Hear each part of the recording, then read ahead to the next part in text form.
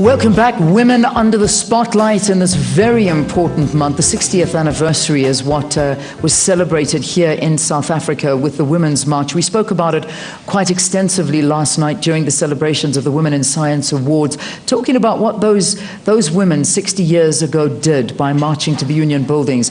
Not necessarily only about the pass laws, but opening up the prospects for so many of the future generations to be able to follow their dreams and their career paths that they would like to. And that's what we're talking about during this broadcast this morning. You know, in years gone by, no one would have ever thought to have moved into the sciences if you were a woman, and you know, that wasn't what you necessarily did. It wasn't aimed at you. But you may have had a dream to do it, and you may have succeeded, but you're part of a small portion. But we want to grow that pool, and we want that to become a norm, and that's what's so important as we move forward to the future generations. So let's open up the floor. I've got my first question, and our first one is coming from Imran Patel, I think. That's the surname. Imran, if you can put up your hand, there we go. There's Imran. Oh, and it's from a man. Don't you love this? Fantastic. There we go. Good morning, Imran. What is your question this morning? Good morning. My question was posed to the winners who both indicated they had a rural background. I come from the DST, so I'm interested to find out what more do they think we can do to encourage young women from rural backgrounds to enter science and technology careers. Great. Some of the questions were answered already. Okay, excellent. Prof, do you want to begin? I can take that. All right, sure, okay, let me take that. I think from my observation, what would actually encourage young girls in the rural areas so that they can be able to start engaging in science, being comfortable in science and technology. For me, it is the exposure.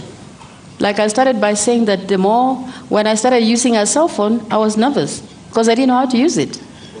My first telephone to pick, I picked the telephone the other way around. Hello, and it is all over.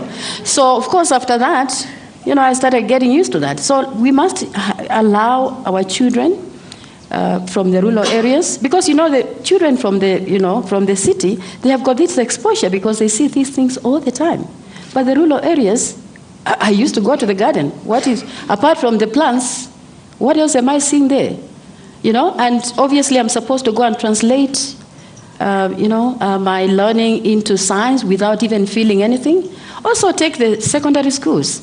In some of the secondary schools, they have never seen a burette. They have never seen a test tube. And then you expect that child to draw from the head and memorize when it comes to the exam. That is not very fair. Yet somebody who has seen this and they applied with it, when they get a question, it's so easy for them to answer. And say, yeah, a burette is something that you use for blah, blah, blah.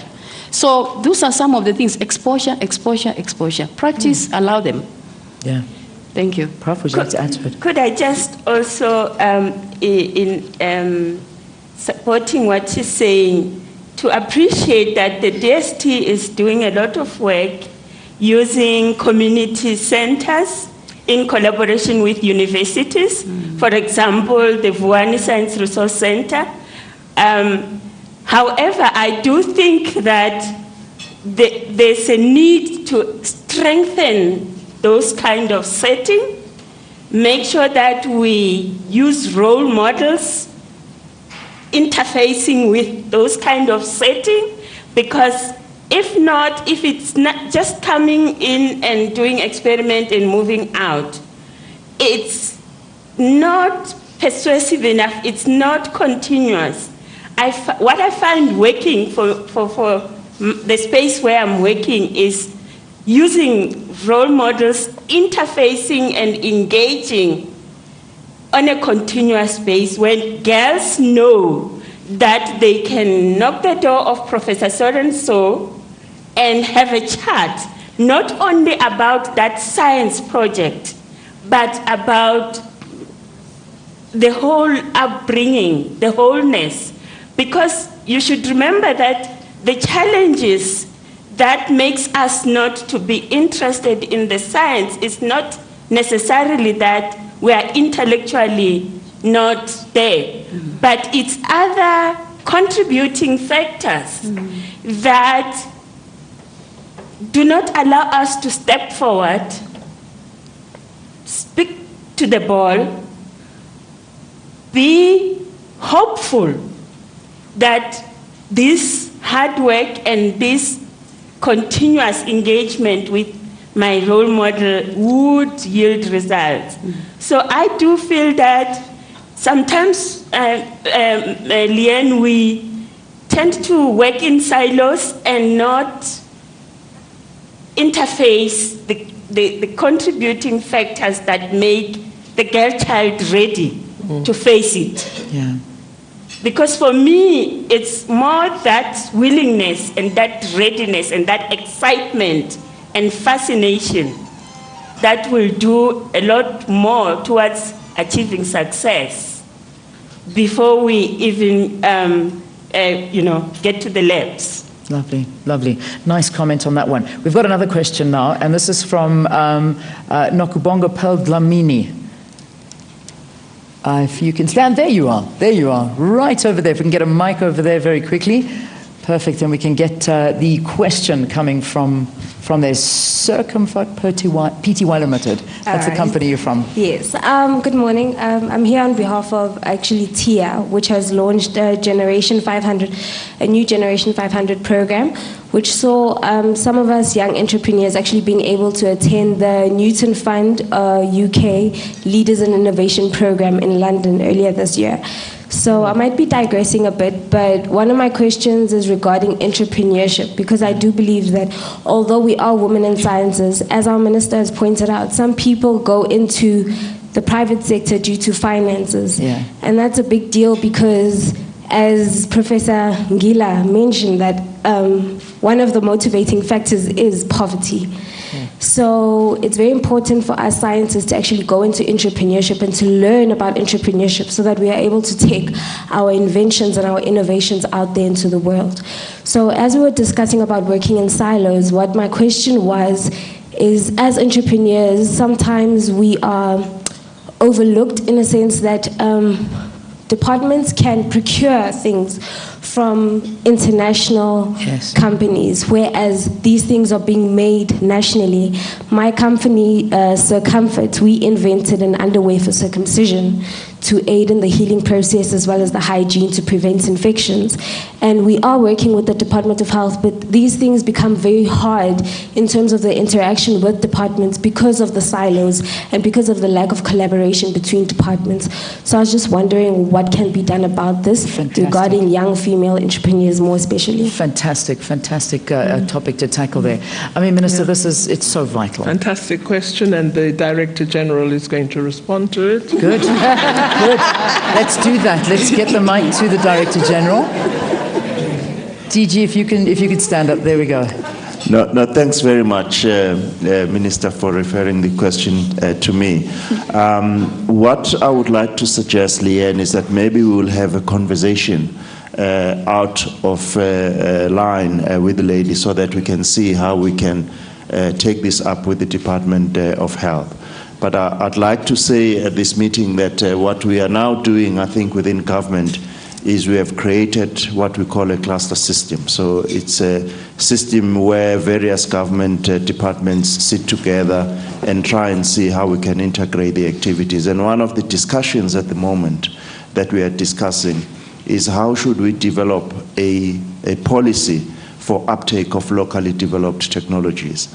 And I think working with TIA, who's supporting the program that was launched that you've talked about, as well as other ministries like the Ministry of Trade and Industry, as well as the Ministry of Finance, I think these are some of the things that at a policy level we're trying to do in order to address, I think, the broader question. But specifically on the issue that you've raised, if maybe we can get together at the end of the session. Thanks very much. Good. I mean, It's an important question because one of the things government is trying to promote very strongly is local procurement. We have a policy of localization because we want to expand manufacturing and industrial development in South Africa.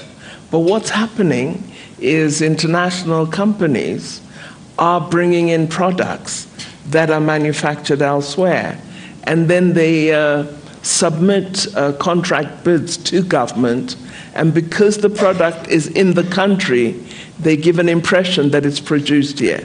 But what we want is people like you, entrepreneurs like yourself, who are innovative, who produce a product that we can manufacture in South Africa and export to the rest of the world, but also contract and purchase from you in South Africa. So we have spoken to the Minister of Trade and Industry that we'd like to see an amendment to the regulations currently on local procurement to include IP that is registered here, so that it must be goods that are manufactured, that come from plants and factories in South Africa. We want to stop being somebody's client. We want customers of South Africa. So I absolutely support you. Wonderful, thank you. Thank you so much for bringing them up. I think it was a very important question. The next question coming out is from Dr. Matato Taoche, I think, if I've got it correct. You could stand up.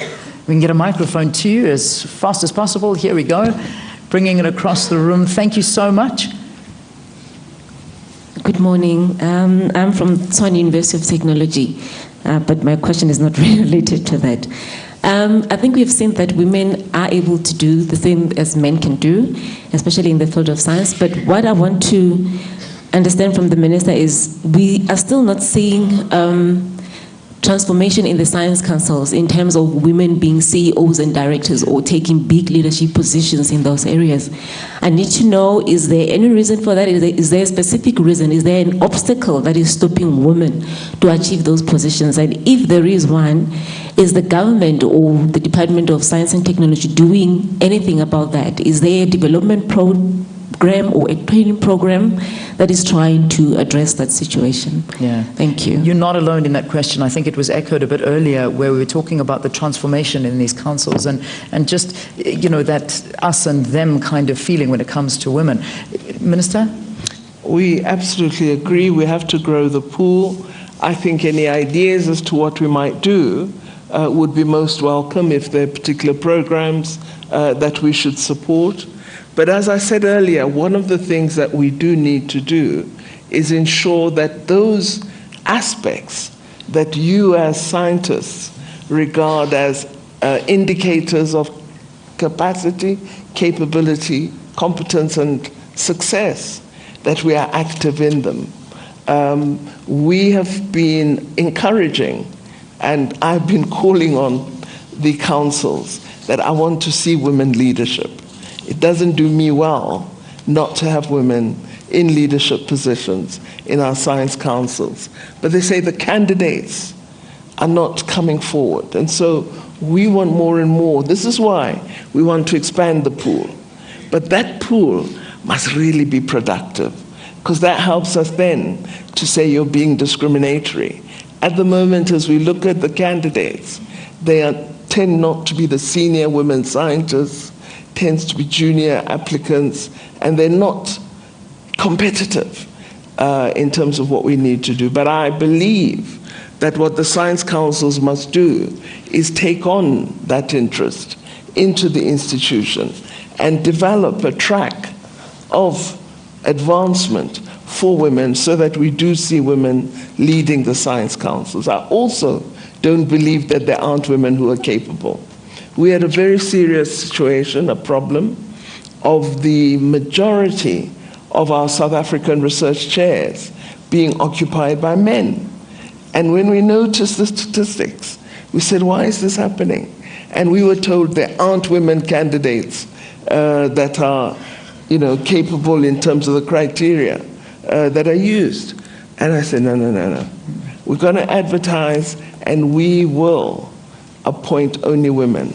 We set aside a set of research chairs, and we got double the number we were aiming for. So women are there, but they're being ignored. Yeah. And I think we need to be looking far more at who are the candidates, why are they not appointed, and what more should we do? So I absolutely support you. It's an area that we've got to pay much more attention to. Dr. Mensah, I want to bring you into the conversation because I've got a question also here on Twitter, which is, you were talking science councils. This is from Igor Benes. She's a C-rated scientist. Her question is, I have to work much harder as a black woman to be here. Why are there such few women in the NRF rating panel? I ask you as a woman on the panel, from your experience. I mean, it's a very honest question. Yes, the rating panels are usually also discipline-based, so it would relate to a number of factors, and most of them that have been discussed here this morning in terms of those panels are panels of experts which are brought together, but we've also been very clear about the fact that right now part of what we are reviewing is the composition of rating panels and going towards 50-50 parity. It's one of the key areas that we are giving attention to because the end result of saying there are not enough women has its genesis much lower down in the pathway, as you said, getting them interested, supporting them through the postgraduate process, as an emerging researcher, and then as an early career researcher. That is where we need to provide it. So I can say that there is a commitment from the NRF to look at the parity, gender parity especially, but it's also discipline-based, and so it's to find females in those broad disciplines when you do the rating. Also just wanted to say that maybe when we talk about a woman in science and leadership, it doesn't necessarily mean that the scientists themselves, who's come straight from the lab, automatically takes on a leadership mantle. There must be a period of being able to take on leadership, because leadership itself brings with it another level of accountability.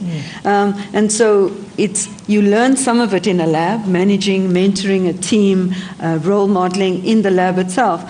But taking on the mantle of leadership of the sector, for example, in a science council or any other organization, also requires at the same time that the science community or the women in science are also nurtured to take on the leadership mantle as well. So I think those two it cannot just be an expectation that because you're a scientist, you are going to be the leader, that's required at the time. And because that is what we get if we say some of the chairs, for example, that Minister spoke about, people were very happy around the fact that we now brought the female leadership in the chairs overall to over 40%, which is closer to the 50% mark. But speaking to some of the ladies at the launch on that day, the female researchers, they were saying, well, now I've got in. Don't leave us on our own. Yes. What are the interventions that we are going to do to support that female researcher through the journey of leading a chair to global excellence? So we have to be at every stage of the career development. We have to be thinking through things. Excellent. Yeah. There's a nice question. May Hermanus. There you are, May. I like this question because I think that it's a vital one to address. If you can stand just to get the question to you. Thanks, May. There you are. Okay, I presume you're speaking about my first question. Good morning, everyone. Yes. I'm from the CSIR. Science and engineering, and I'm now speaking to the entire panel, this question to the panel, is described as a slow career. It's arduous, and people arrive at particular points after many years of application. And this is at odds with the kind of opportunities that young people and young women are presented with today. And I wonder what advice you would have to people, and young women in particular, who are interested in this type of career. Yeah, you're so right. In this fast age of technology where everything is so fast, it's not the fastest career, as you're saying. I mean, how do you keep the youth interested and wanting to come into this? Well, I think it's one of the most exciting fields in the world because, you're in touch. Colleagues ask me, don't you find, that department really difficult? And I say, it's the most exciting space to be. Yeah. You're with really bright people, with quite amazing ideas, and there's this possibility that those ideas will work and change society. What can be better than making a difference in the world? And I think if you're a person who wants to solve the problems of the world, a person who wants to make a difference, this is where you should be, because this is the place where that dream, that ambition is going to be realized. So I think, I'm totally biased. There's nothing more exciting than science, technology, engineering, and dare I say it, mathematics. Yeah. And if you are emboldened by these fields, if you're excited by them, one day, imagine, you'll be holding that Nobel Science Prize in your hand, and you'll be one among many emerging from Africa who hold that prize. So I think, for me, I say to young people, and it is a difficult field, it is challenging, but stay in there, because what you're going to achieve is amazing. Yeah. So, and scientists have a very muted way of celebrating the excitement, I have to say. Calm, cool and I've collected. seen scientists let their hair. Oh, have you? Absolutely. Please invite me to one of those parties. I will. I'd like to be there. All right. You have got a doctor's handwriting, but I don't think you are a doctor. From the Human Sciences Research Council, and your surname, I think it's Letwaba. That's as much as I can get. There you are. Okay, I'm going to call you doctor just because of your handwriting. But I want to get your question also this morning. Good morning. Nice to see you. Okay, thank you very much, Leanne. My question is partly related to what Madam they asked about the delay, because when you check at the university systems, you find that there are higher degrees committees that delay students' progress into masters and doctoral completion of their studies. And I would want to urge the minister, and the DG spoke about the cluster. When they sit in these clusters, let them engage the Department of Higher Education to look into these quality control measures in universities that are delaying students to complete their qualifications. Thank you very much. Would you like to add anything to that? Well, having been a postgraduate student myself, I know that you have to put in a lot of hard work.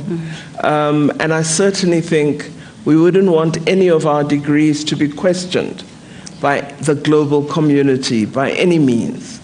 And so while we should ensure that we provide support to postgraduate students to be able to do their work, I think often that's missing. There isn't enough support. There's a sense in which by the time you're at master's level and then PhD, the academics think you've arrived and they sort of neglect you, and you are desperately saying, I'm not quite sure how to do this methodology chapter. Do help me with the data gathering process. But they think, you know it all, you've been through honors, you're at master's level, you did that research methodology class. Why do you still expect help? But actually, if we could have greater collaboration, better research groups, improved support by emerging researchers of candidate doctoral students, I think it would help. So the support mechanisms are absolutely important.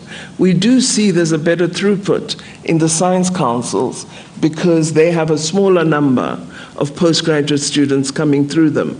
But in the university system, I think we've got to attend to the issue of greater support.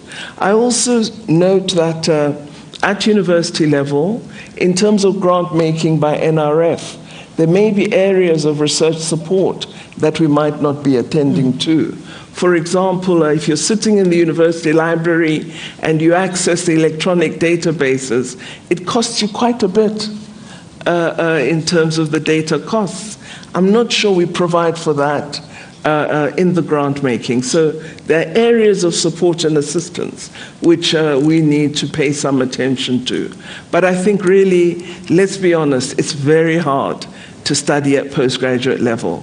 And if you don't want to put in the effort, really it's not for you. But I am convinced that South Africa has talented young people, extremely capable, women and young men, and I believe that they will do well.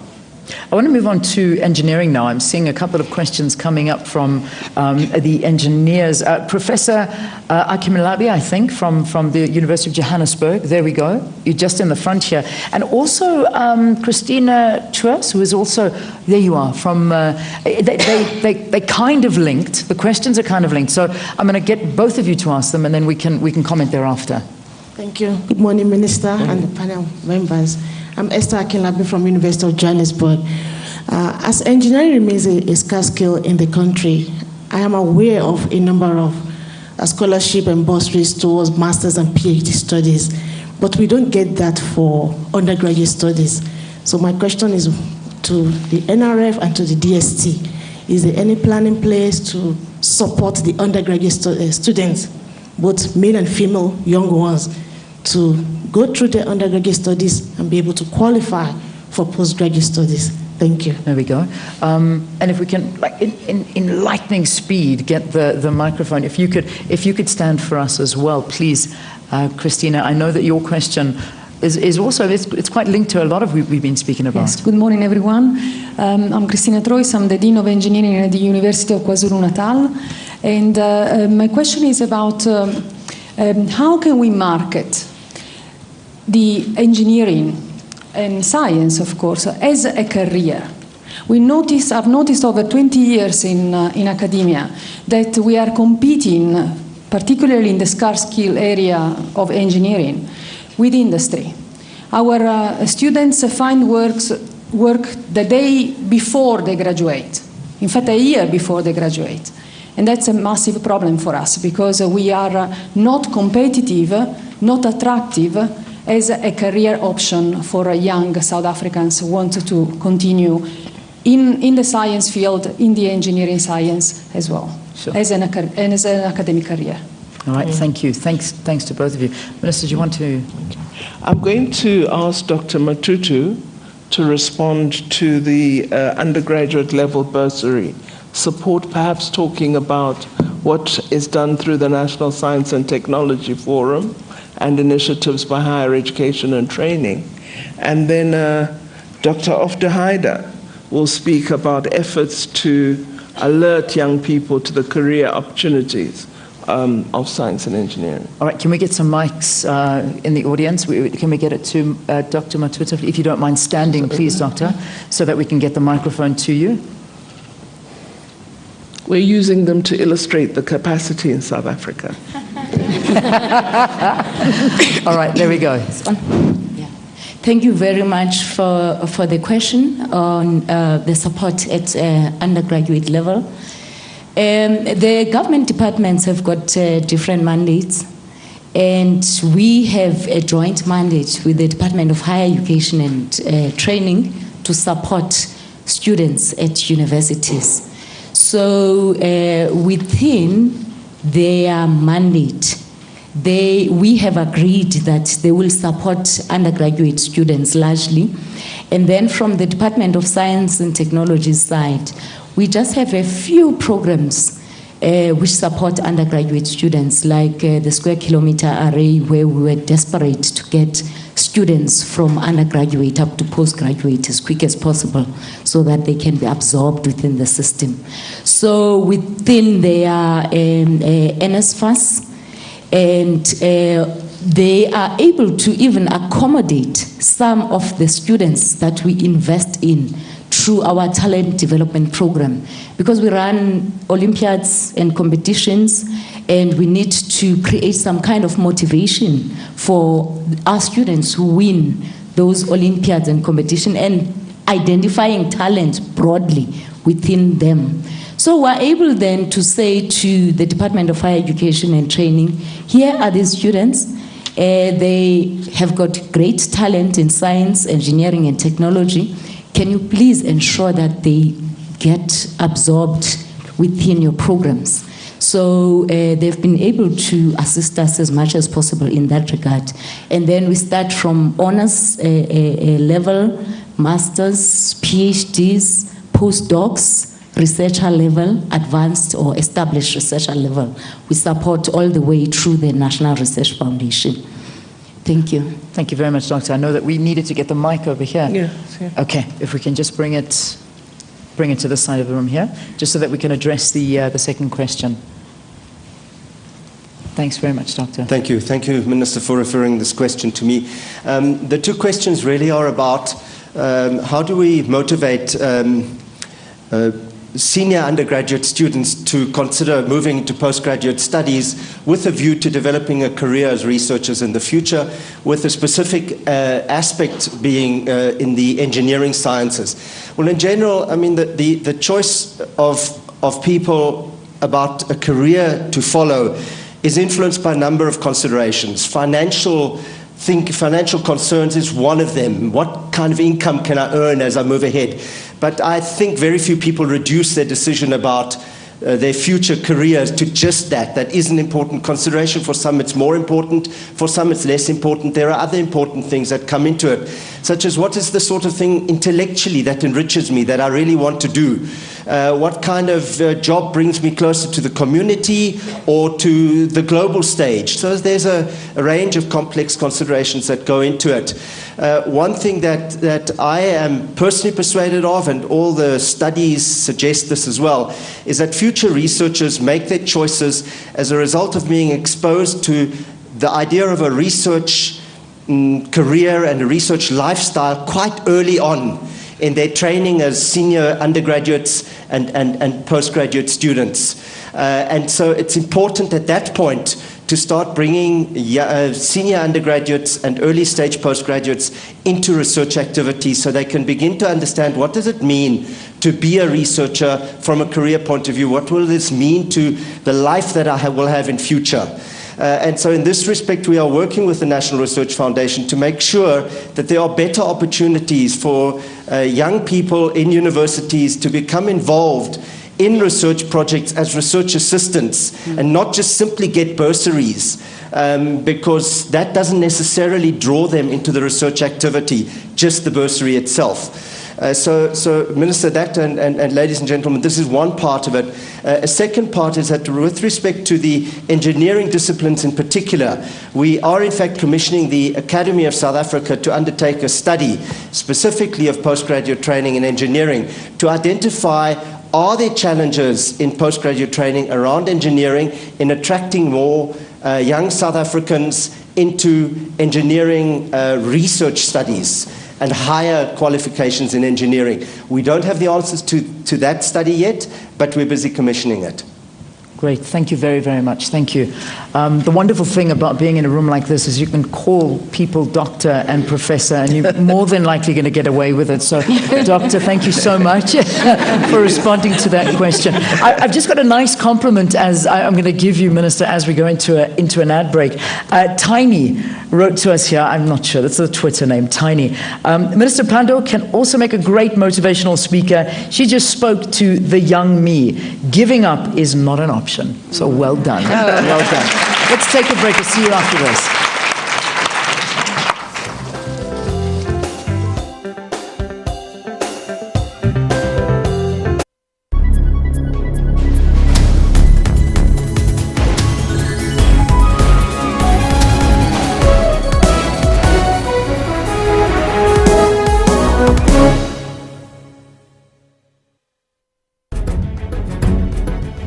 What's wrong with Triple M? What is illegal here? Who is being defrauded here, Trevor? It is about the best interest of the citizens of this country.